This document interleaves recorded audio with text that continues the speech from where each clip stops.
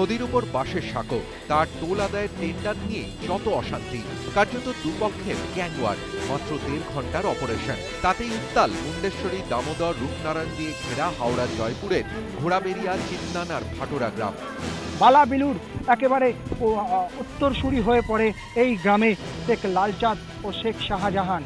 কিন্তু একের পর এক রাস্তা তৈরি, পুকুর কাটার টেন্ডার নিয়ে বড়লোক হয়ে যাচ্ছিল শেখ লালচাঁদ। সেখানেই থাবা বসানো বা নিজেদের জমি পুনরুদ্ধার করতেই ঘটনাস্থলে পৌঁছায় বালাবিলুর। একটি দল গঠন করেই আজকে হামলা।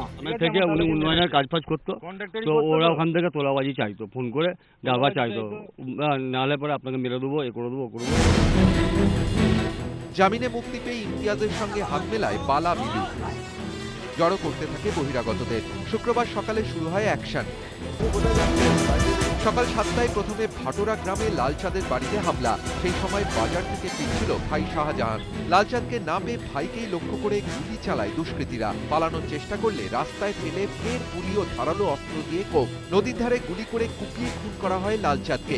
গুলিবিদ্ধ হয় আরো কয়েকজন। এরপর গুলি ও বোমা ছুটতে ছুটতে বাইকে চেপে যে যেতে পারে চম্পট দেয়।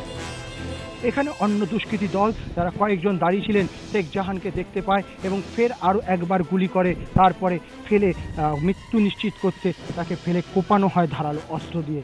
এসে দেখি যে আমার দাদাকে ঘেরে 7 জন মারছে, আমি দেখেছি গুলি করছে। 7 জনকে আমি পুরোপুরি নাম বলে দিতে পারি: বিল্লু, বালা, ইমতিয়াজ, পিগলে বাপি, বাবু, মুন্না। খবর পেলেও পুলিশ মৃতদেহ তুলতে পারেনি। প্রায় 3 ঘন্টা পর পুলিশ সুপার সুমিত কুমারের নেতৃত্বে পুলিশ ঢোকে গ্রামে। গ্রেপ্তার করা হয় বিলু সহ 13 জনকে। জানিয়েও হয় এক প্রস্থ লড়াই।